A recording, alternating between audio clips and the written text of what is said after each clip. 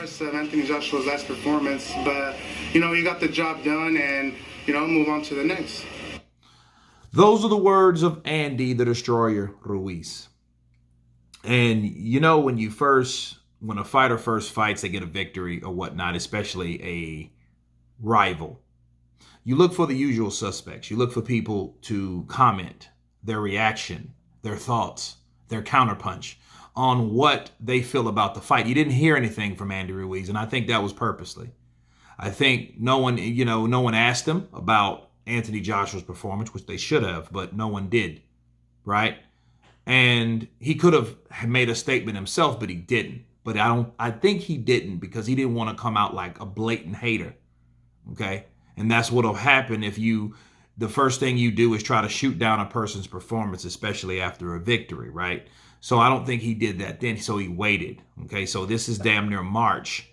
And now, he used that platform of Little Giants Boxing, this, shouts out to them, to say, well, hey, I wasn't that impressed with his performance, right? Now, the first thing I thought about when he said that and nothing else, I thought of Andre Ward. And then and if you really think about it, what Andre Ward said versus what Andy Ruiz said, Andy's worse. Okay? It's worse what Andy did. Why? Because at least Andre Ward pretended to go into detail. He pretended to say, okay, I wasn't impressed because he made many, many mistakes, right? But what happens when you say that, but after that, that means you thought about what other people would think, but he did get the job done. See, you still want to be the good guy, but you want to talk shit and then be the good guy at the same time. You can't have it that way, though, because people look right through that. And Andre Ward did it, but Andy Ruiz just said, well, I wasn't too impressed with his performance at all. Oh, but he got the job done, so on to the next. You see what I'm saying? Because Andy is a guy that he is aware of a certain image. Okay? So he's a good guy at times, but I think he does put on a little show to be the good guy. And I know he's aware of like, hey, I'm sounding too shitty. I'm capping. So let me do this. Let me switch this up. And that's what he did in this interview. Because at no point in time he gave no example like, okay, well, hey, his jab was off. He was reluctant in there. And, if it would have been me, I would have done something. Like at least go into something that you saw that you can explain. Instead of just saying, hey, I wasn't impressed. There. Oh, but he got the job done. No, you're still a bad guy. You're still an asshole. You're still hating. You're still capping. You know what I mean? Because you've already said what you said. You can't take it back. So what you try to paint over the shit.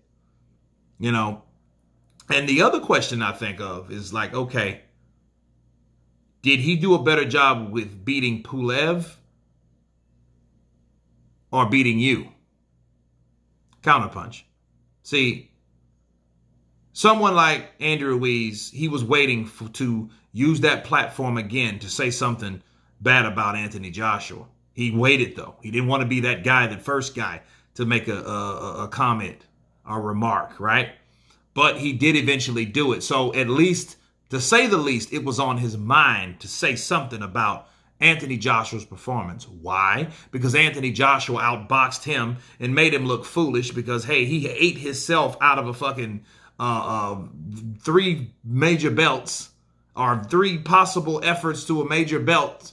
3 reasons you should have fought him besides the money was the IBF, the WBA, and the WBO, and you ate and drank yourself out of that opportunity.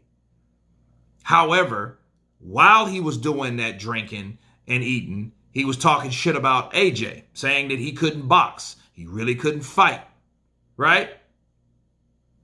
He's stiff like a mummy. He mocked him even.